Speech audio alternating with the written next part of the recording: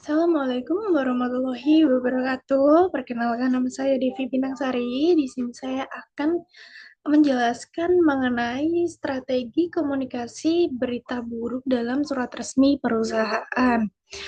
Oke, di sini saya akan eh, menjelaskan bahwa ini adalah salah satu pemenuhan tugas untuk mata pelajaran komunikasi bisnis di pelajaran jarak jauh akuntansi Universitas Siber Asia. Oke, kita langsung aja ya.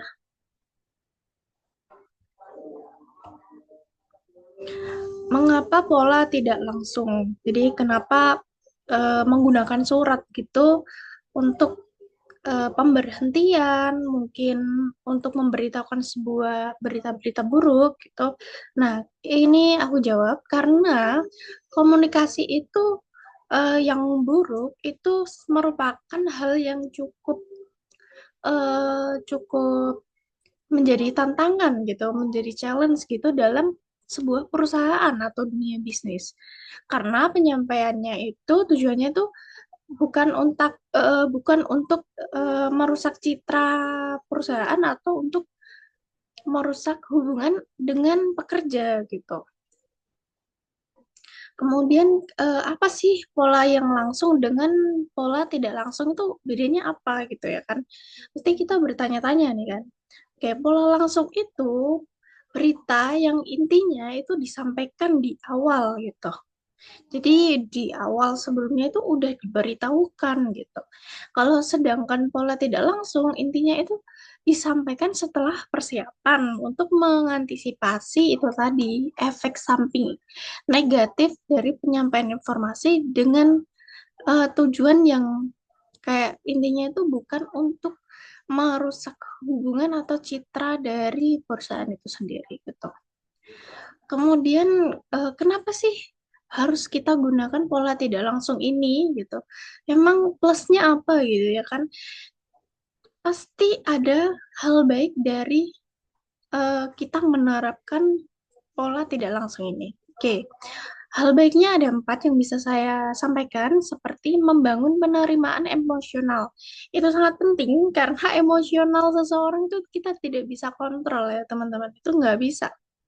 Kita nggak bisa nih em, menyamakan emosi seseorang dengan emosi kita sendiri gitu. Kayak, oh kita merasa tidak apa-apa kalau disampaikan secara tidak langsung seperti ini, tapi ada juga beberapa orang yang kita sudah kemas sedemikian rupa, tapi mereka tidak bisa menerima itu dengan baik dan ujung-ujungnya jadi miskomunikasi seperti itu. Kemudian menjaga goodwill dan empati ya itu memang penting karena dengan kita berempati mungkin penyampaian rasa itu sampai kepada orang yang menerima gitu. Kemudian ada lagi memberikan konteks dan alasan. Karena kita menggunakan tidak langsung, itu pasti ada alasannya gitu. Alasan inilah yang mengapa kita butuh persiapan yang cukup panjang untuk penyampaian ini. Jadi mungkin nggak satu hari gitu loh. Gitu. Terus ada lagi mengurangi kejutan dan reaksi defensif atau reaksi seperti kaget gitu ya kayak waduh apa gitu aduh kayak merasa ini atau ngedown orangnya jadinya setelah kita kasih tahu. Nah itulah yang kita jaga-jaga gitu seperti yang aku udah sampaikan. Kemudian lagi kita akan membahas nih mengenai surat. Di sini aku akan menjelaskan tiga jenis surat untuk penyampaian berita buruk yang sering banget digunakan di tempat kerja, tapi kita tidak tahu nih alasan kenapa tempat kerja ini menggunakan pola tidak langsung seperti ini, gitu. Seperti yang pertama itu yang sering kita dengar adalah surat pengumuman PHK atau pemutusan hubungan kerja. Seperti dengan susunannya ada kop surat perusahaan, kita bikin sedemikian rupa. Kemudian ada nomor surat, kemudian bawahnya ada tanggal susunannya, kemudian kepada yang terhormat. Jadi kita hormati dulu siapa ini yang mau kita beritahu mengenai oh perusahaan sedang dalam kondisi di mana kita em, seperti ingin memberitahu kalau ini ada ketidakstabilan gitu di perusahaan. Jadi kita memutuskan untuk mengurangi gitu ya kan, mengurangi seperti itu. Nah, terus seluruh karyawan PT, nah PT-nya apa nih, perusahaannya apa, di tempat, terus kemudian perihalnya itu informasi terkait penyesuaian struktur organisasi dan operasional perusahaan. Nah, kita coba ini dulu. Kita coba ketahui dulu ya kan. Jadi surat pengumuman PHK itu tuh kenapa tadi saya bilang eh, ada persiapan gitu. Karena kata-katanya untuk beberapa orang untuk menerima informasi gitu, itu nggak semua langsung oh ngerti gitu. Oh ini di PHK. Nah kita harus melewati proses di mana kayak membaca surat itu dari tingkat di mana dia ngerti sampai oh paham gitu. Jadi perihalnya itu bukan surat pengumuman PHK. Jadi ini diperhalus sama perusahaan diganti dengan informasi terkait penyesuaian struktur organisasi dan operasional perusahaan supaya apa? Supaya tidak terkesan bahwasannya perusahaan ini membuang kamu begitu. Gitu. Itu tidak seperti itu. Jadi itulah yang kenapa perusahaan itu memakai kata-kata yang lebih ke apa ya kayak diperhalus lah gitu. Itu untuk bahasa bahasa lebih mudahnya mengerti itu. Kemudian kita mulailah menganalisis surat pengumuman PHK dengan pola tidak langsung. Oke, surat pengumuman PHK itu disampaikan menggunakan pola tidak langsung tujuannya untuk meminimalkan dampak negatif berita buruk dan menjaga hubungan baik dengan karyawan. Ini sudah dibagi menjadi 4, yaitu buffer, alasan, berita buruk, penutupan. Jadi buffer itu penyangga. Penyangganya apa sih penyangga itu di sebuah perusahaan gitu biasanya kan ada yang namanya buffer gitu. Kalau ada surat tuh ada buffernya, ada alasannya itu di bagian mana sih gitu. Oke, kita eh, mulai di bagian buffer gitu ya, bagian penyangga. Penyangga suratnya di bagian mana? Kayak, ini aku jelaskan. Kami ingin isinya tuh kayak kami ingin menyampaikan apresiasi dengan tulus atas dedikasi dan kontribusi tak ternilai yang telah Anda berikan kepada PT perusahaan selama ini gitu. Jadi seperti buffer itu seperti kata-kata yang membuat orang lain merasa ini loh merasa penting gitu loh, penting kita apresiasi usahanya dulu supaya apa, supaya untuk membangun empati kayak oh perusahaan itu sangat mengapresiasi kerja saya begitu, kemudian menunjukkan penghargaan sebelum berita sulit gitu. Jadi buffer itu tujuannya untuk menyampaikan bahwasanya oh perusahaan ini sorry, perusahaan ini tuh sangat-sangat di di karyawan antara perusahaan itu benar-benar dihargai dulu. Kita hargai kerja kerasnya dulu. Gitu. Itu namanya buffer atau kayak kata-kata apresiasi, sanjungan terlebih dahulu gitu. Kemudian bagian reason atau alasan gitu. Biasanya perusahaan itu tuh isinya seperti ini. Bagian alasan tuh di bagian seperti ini.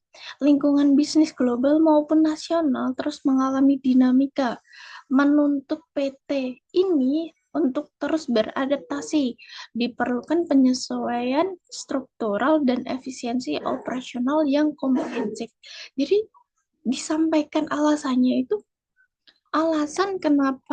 bukan alasan kenapa dia harus diberhentikan karena pekerjaannya atau mungkin pekerjaannya kurang profesional dan apa itu tidak gitu, atau mungkin diperjelas mengenai kekurangan dari apalah atasan atau apa itu tidak gitu. Jadi mereka memberikan alasan yang bisa diterima mengenai secara global, secara umum, secara yang apa dihadapi perusahaan, bukan apa yang dia hadapi gitu loh. Jadi tidak terkesan menyudutkan pekerjaannya atau menyudutkan tentang apapun gitu loh. Jadi lebih sangat mudah dipahami kalau sana, oh perusahaan lagi dalam keadaan sulit. Makanya perusahaan menyesuaikan eh, perusahaan antara pendapatannya dengan mm, bebannya gaji gitu. Jadi supaya tidak ada timbul namanya gaji yang tidak terbayarkan atau apapun itu. Tujuannya apa reason ini? Menjelaskan kondisi eksternal atau internal yang tidak terhindari, bukan menyalahkan individu untuk legitimasi keputusan. Nah, sudah saya jelaskan bahwa sangat benar kan.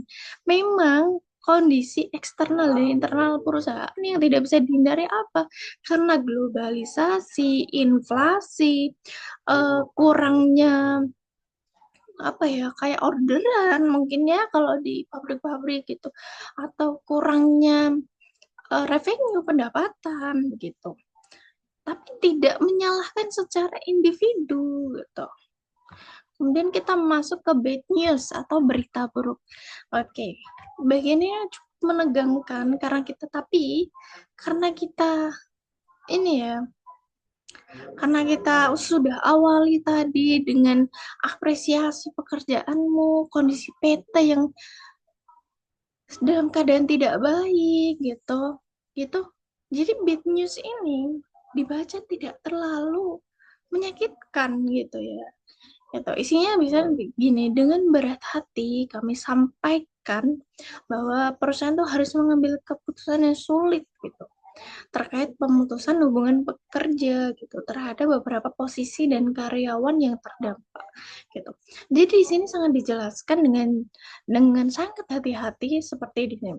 Dengan berat hati kami sampaikan bahwa perusahaan mengambil keputusan yang sulit gitu. Jadi tidak menyudutkan bahwa perusahaan tidak membutuhkan kamu, tapi memang ini sulit bagi perusahaan, sulit karena keadaan pasar ataukah karena sulit secara mungkin personal, tapi kita tidak menyampaikan itu. Jadi disampaikannya bahwa perusahaan itu sebenarnya sulit, sebenarnya tidak mau gitu loh. Intinya sebenarnya tidak mau nih mengatakan seperti ini kepada karyawan, tapi ya harus dikarenakan ada suatu keadaan di mana perusahaan harus melakukan itu karena keadaan yang tidak bisa perusahaan hindari gitu lah dan perusahaan itu juga mengalami goncangan gitu ya. Terus posisi karyawan yang terdampak. Jadi tidak kenapa kita mengatakan beberapa posisi bukan di karyawan saja gitu ya kan. Karena kalau memang yang kita PHK-nya karyawan gitu ya, itu akan menjadi simpat apa ya kayak seperti salah artian bahwa oh yang dikurangi karyawan sedangkan beberapa posisi tinggi tidak gitu. Tapi kan dengan dipersamarkan beberapa posisi dan karyawan yang terdampak itu lebih oh ternyata nggak cuman saya begitu. Cuman saya karena memang ya harus dikurangi terlebih dahulu menunggu perusahaan menjadi stabil gitu. Jadi di sini dijelaskan tujuannya disampaikan secara langsung, jelas, ringkas, setelah persiapan dengan memadai, dengan nada profesional dan empati. Nah, ini benar banget. Nada yang profesional dan dengan empati, perasaan dari hati gitu yang dibawa itu jauh lebih mudah diterima beberapa orang supaya tidak mudah bahwa oh ini aku dibuang atau gini menimbulkan oh ini itu jauh lebih efektif ya teman-teman. Oke kita masuk ke closing atau penutup. Biasanya isinya closing itu kayak gini, kamu memahami bahwa ini adalah berita yang sulit tapi PT ini akan memastikan hak-haknya sesuai peraturan. Tim HR akan segera menghubungi Anda secara individual dokumen seperti dukungan seperti bimbingan karir atau informasi pelatihan. Nah, kenapa dikatakan bahwa di sini closingannya itu seperti ini? Itu memberikan kesan empati gitu, bahwa eh, berita ini tuh memang sulit dan perusahaan ngerti ini sulit kamu terima supaya dia di posisinya, oh posisi kamu sulit juga, perusahaan juga tahu gitu. Jadi nggak yang seolah-olah perusahaan membiarkan saja acuh tak acuh gitu. Kemudian diberikan kata-kata yang menarik, menarik supaya tidak terlalu terkesan emosional gitu, maka tim HR akan segera menghubungi Anda secara individual untuk melakukan dukungan seperti bimbingan karir atau informasi pelatihan. Di sini ada yang dikatakan bahwa memastikan hak-haknya sesuai dengan peraturan. Jadi kita tidak serta merta kayak oh membiarkan mereka ini haknya kita ambil kayak gitu-gitu, tidak. Nah, ini jelas bahwa tujuannya menjaga goodwill, menjelaskan hak, menawarkan bantuan dan jalur komunikasi yang jelas. Jadi kita bisa komunikasi nih alasannya, oh ini kita bisa menanyakan ke HR, kemudian menjelaskan haknya dia berhak mendapatkan eh, mungkin ada yang punya tunggakan gaji dan harus dibayarkan lunas dan sebagainya. Jadi disitulah kayak menawarkan bantuan gitu-gitu. Nah, seperti kayak bimbingan karir atau apapun itu adalah salah satu closing yang membuat kita tuh oh jadi meskipun kita di ini dari perusahaan itu masih peduli gitu kita, itulah contoh ya kan kalau PHK. Kita masuk ke contoh surat kedua atau surat keputusan tidak membagikan bonus akhir tahun. Ini tuh sering banget dialami beberapa karyawan di perusahaan. Ini kalau seandainya kita lihat susunannya itu sebenarnya sama, tidak ada banyak yang berubah. Cuman biasanya di bagian perihal itu di sini disampaikan bahwa informasi terkait kebijakan bonus akhir tahun gitu. Oke, kita langsung ke bagian buffer ya. Buffernya. Contoh contoh dari buffer ini ya kan. Buffernya tidak menerima bonus seperti apa. Kami ingin menyampaikan apresiasi yang setinggi-tingginya atas dedikasi, kerja keras, sepanjang tahun. Akhir tahun merupakan salah satu bentuk penghargaan yang dinantikan gitu. Jadi tujuannya untuk mengakui dan mengakui kerja keras lah gitu sebelum mengecewakan, jadi jangan dikecewakan dulu gitu. Oke, mulai kan masuk ke reason atau alasan. Misalnya PT ini secara rutin mengevaluasi kinerja keuangan, kami menghadapi berbagai tekanan yang signifikan, perusahaan mengalami kerugian substansial, kayak situasi di mana mengharuskan kami untuk segera melakukan langkah-langkah efisiensi biaya gitu. Nah, inilah ini menamakan kayak bagian di mana kamu harus menerima gitu loh. Keadaan di mana perusahaan naik dan turun gitu. Ada saatnya bonus mutu dibagi, ada saatnya bonusnya tidak dibagi karena posisi posisi perusahaan itu sedang tidak baik, di mana keuangannya sedang tidak bagus gitu. Nah, dievaluasi gitu. Jadi kayak tidak memberikan alasan di mana oh tidak membagi karena alasan pribadi atau mungkin apa gitu. Terus tidak menyinggung lah gitu. Ini tujuannya adalah memvalidasi keputusan sebagai respon kondisi nyata. Gitu. Memang yang dihadapi perusahaan itu seperti ini gitu.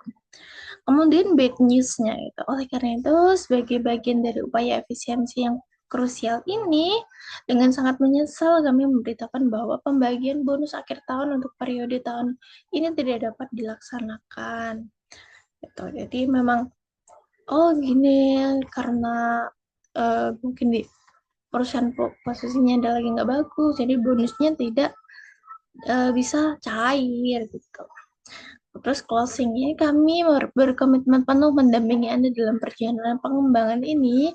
Manajer Anda akan segera mengatur pertemuan menyusun rencana pengembangan personal atau PDP. Kami percaya pada potensi Anda. Jadi kayak perusahaan itu mendukung penuh mengenai langkah-langkah yang apapun kamu ingin ambil di kedepannya gitu. Dan perusahaan sangat mempercaya ini potensi Anda di bagian skill ini, mungkin yang punya skill apa gitu ya kan. Tuh. Kemudian kita masuk ke surat penundaan promosi bagi karyawan. Kita masuk lagi di bagian atas itu sama, itu seperti di bagian perihalnya berbeda. Keterangannya bukan penundaan promosi bagi karyawan, tapi evaluasi dan rencana peningkatan kapasitas profesional. Oke, buffernya apa nih Kak? Buffernya itu PT ini sangat menghargai kontribusi dan komitmen Anda. Kami senantiasa berdedikasi untuk menciptakan lingkungan yang mendukung perkembangan profesional. Kami melihat potensi signifikan yang Anda miliki. Jadi memang kayak disanjung dulu gitu. Kemudian di reason atau alasannya. Isinya tuh kayak sejalan dengan standar tinggi, kami telah melakukan tinjauan performa dan kesiapan peran atas nama si A gitu untuk posisi promosi ini menuntut keunggulan dalam kriteria spesifik. Dari asesmen terakhir, kami melihat adanya peluang bagi Anda untuk melihat memperkuat kapabilitas di area yang spesifik di bagian apa gitu ya. Makanya karena kayak lebih spesifik bagian ini nih, kayak gini karena Anda ber apa ya ibaratnya tadi kan punya keunggulan ini itu gitu. Oleh karena itu, untuk memastikan Anda sepenuhnya siap dalam mengemban tanggung jawab yang lebih besar lagi, pertimbangan promosi Anda untuk posisi ini akan kami tunda sementara waktu gitu. Jadi kayak penyampaian penundaan secara langsung jelas tanpa ada dampak negatif, menekan itu. Sementara itu bukan menolak. Jadi kayak kayak sementara itu kayak membuat kita lebih ini loh, kayak kamu cocok nih gitu, kamu lebih cocok lagi kalau seandainya kamu belajar lebih lagi gitu di bagian ini, lebih spesifik di bagian ini gitu. Closingannya apa Kak? Closingannya itu kami berkomitmen penuh mendampingi Anda dalam perjalanan pengembangan ini. Manajer Anda akan segera mengatur pertemuan untuk rencana pengembangan personal. Kami percaya pada potensi Anda sama ya dengan seperti tidak caranya dengan bonus itu perusahaan itu selalu mendukung apapun gitu yang em, menjadikan pegawainya itu jauh lebih berpotensi gitu, seperti itu. Jadi beberapa hal yang bisa saya rangkum bahwa pentingnya komunikasi berita buruk yang efektif tuh eh, bisa seperti apa sih, kita bisa menjadi apa, bisa bagusnya itu apa gitu. Yang bisa saya rangkum adalah menjaga citra perusahaan itu sudah pasti, karena perusahaan akan merasa bahwa kalau seandainya perusahaan memberhentikan atau menunda atau tidak memberikan bonus dan sebagainya, itu kalau disampaikan secara pelan atau dengan empati secara profesional gitu, itu tidak menyinggung gitu.